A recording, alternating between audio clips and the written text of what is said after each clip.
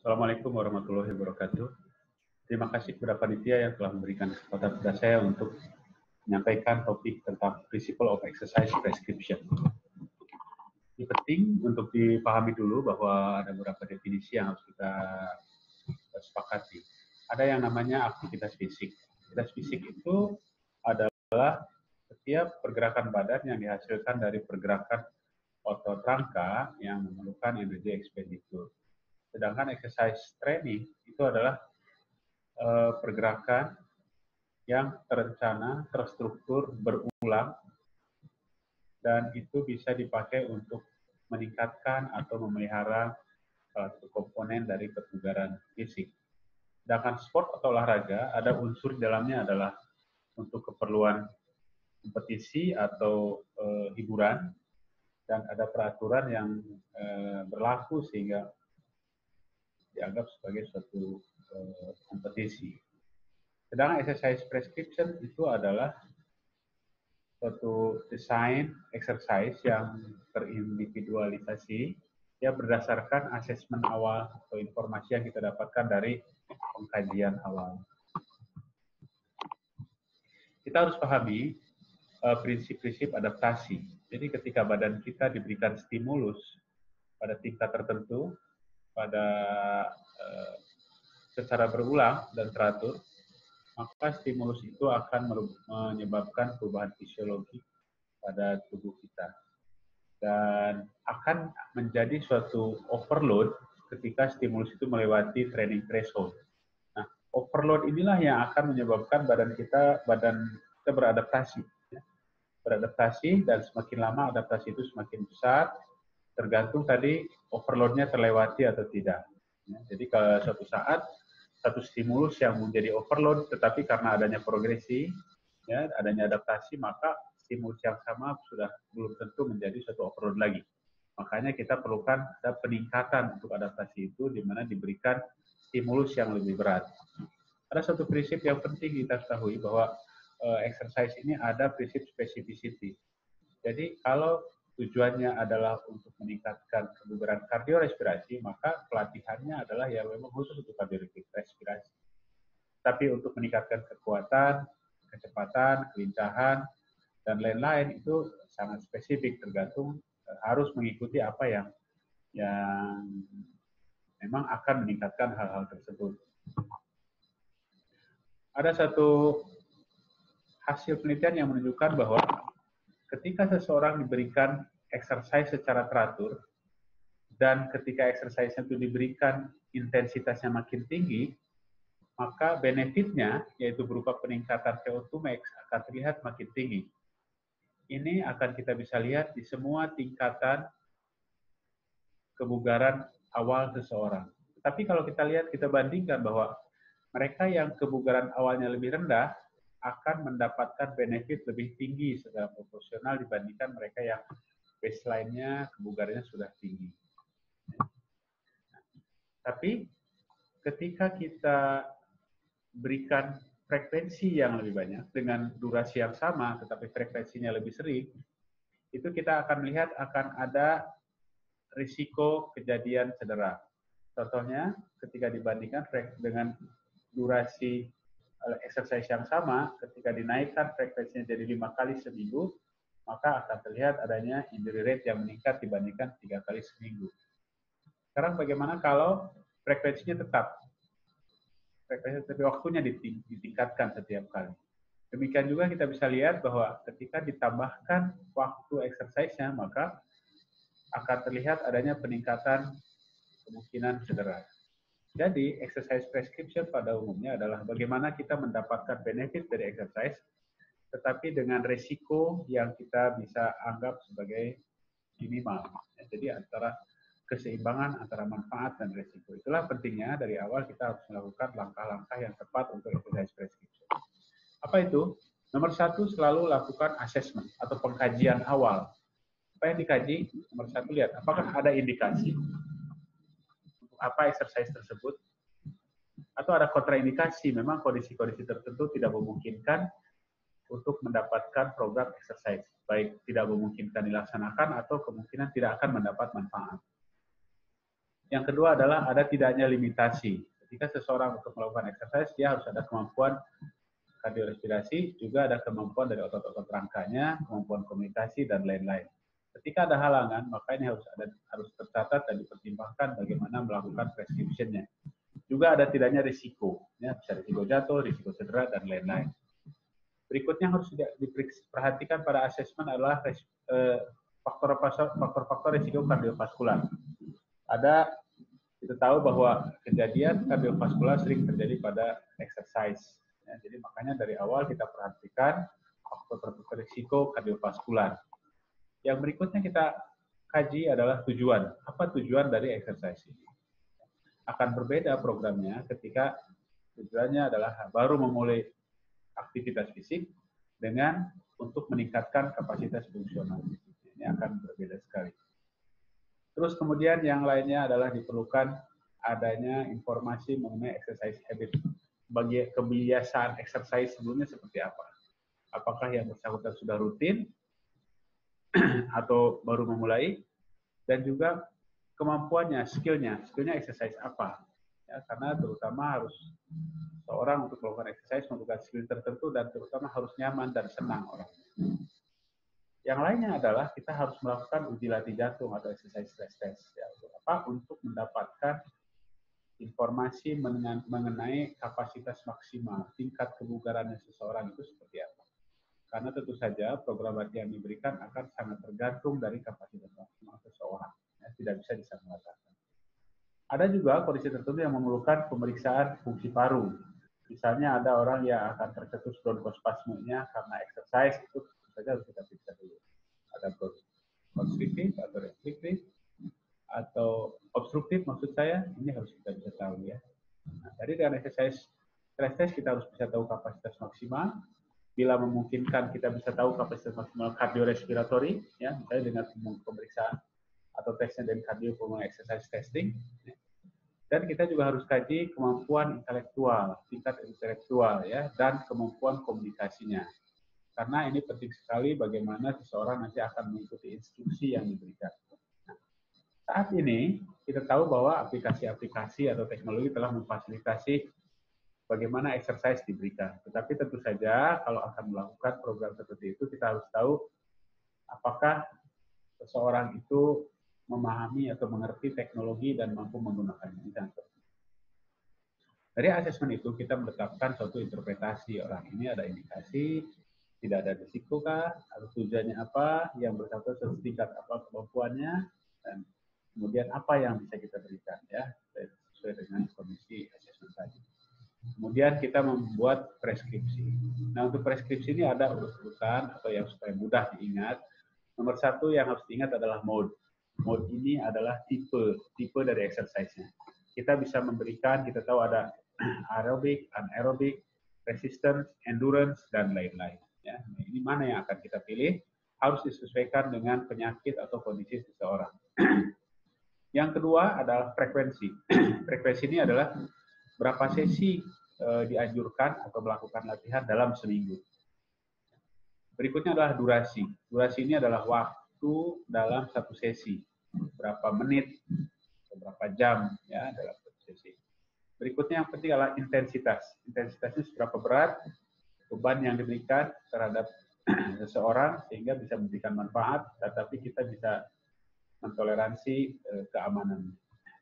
Precaution, apa saja yang harus diamati, apa saja harus diperhatikan supaya tidak terjadi cedera dan yakin bahwa akan mendapat manfaat.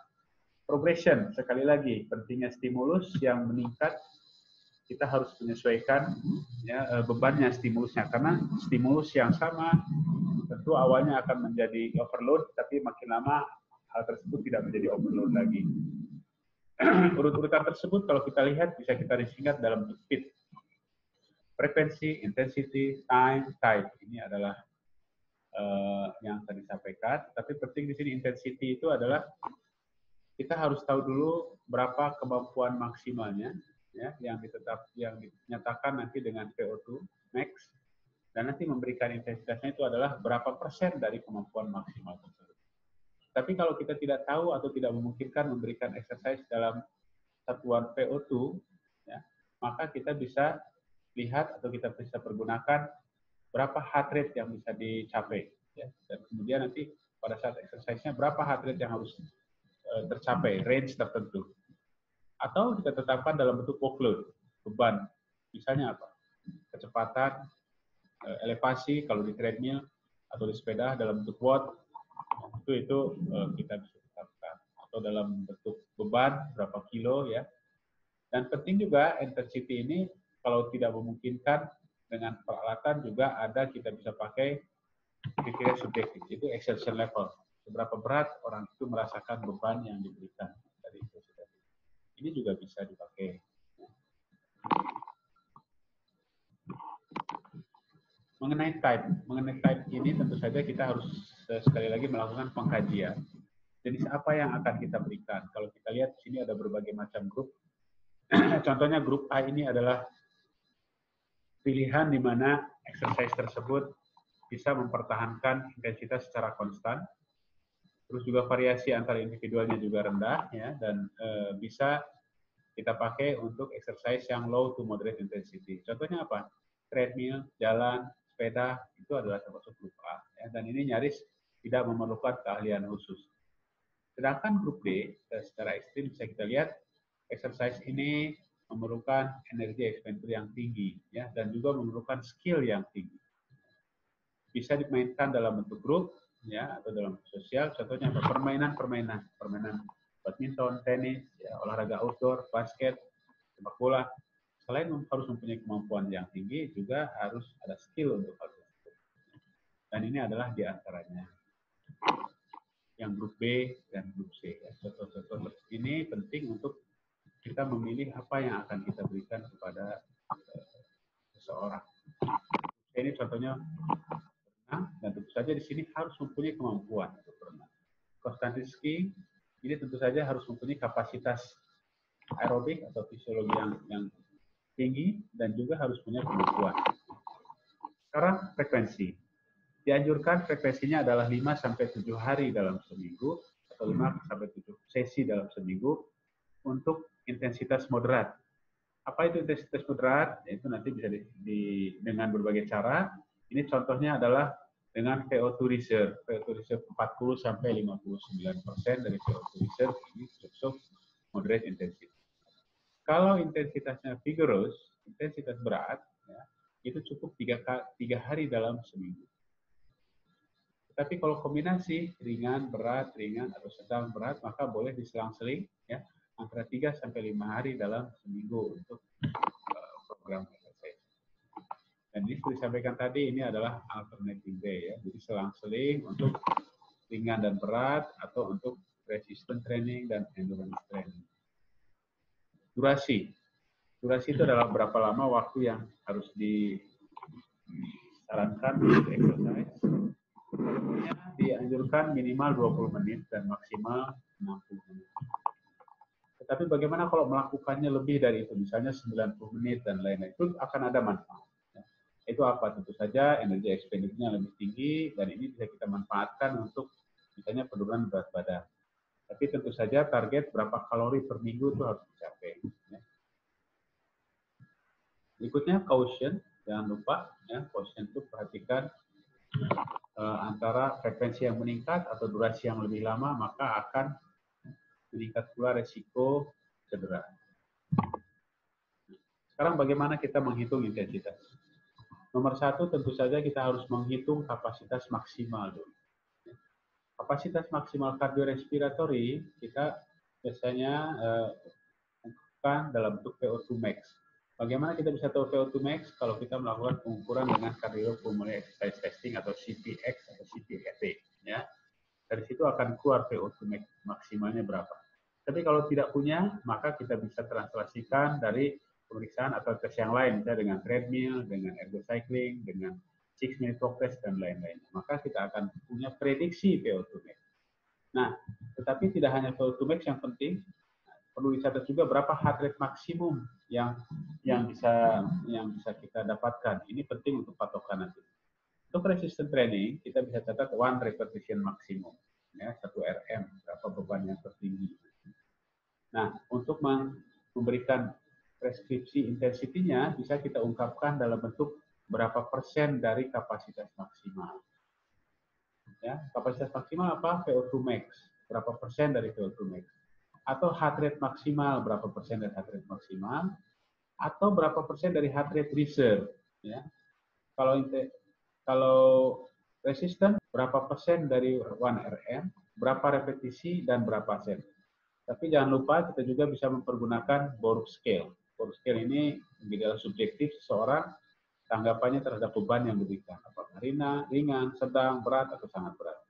Dan perhatikan sekali lagi bahwa ketika kita memberikan program dengan intensitas yang lebih tinggi, maka kita akan mendapat manfaat yang lebih tinggi.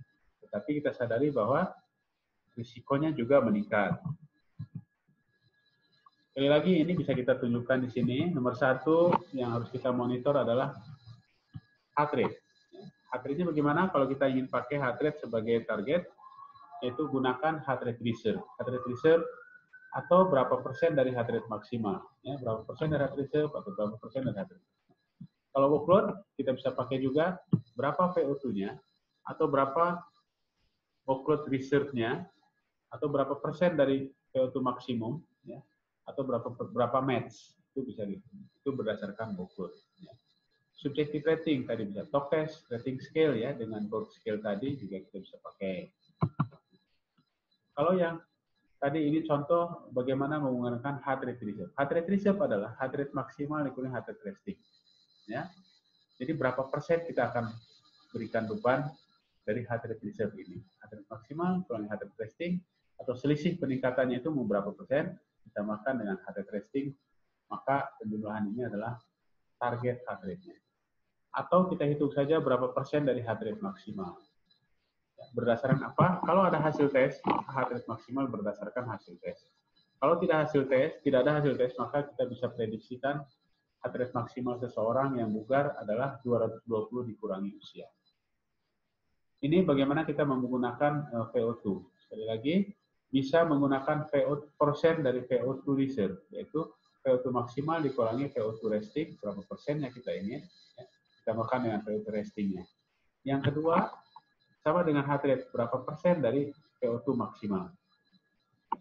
Nah, subjective rating itu tidak sembarangan. Subjective rating sebenarnya berhubungan juga dengan heart rate maksimal atau VO2 maksimal. Ini contoh, Borg scale itu angkanya dari 6 sampai 20. Misalnya Borg scale 13 itu yang biasanya menjadi patokan bahwa exercise itu moderate.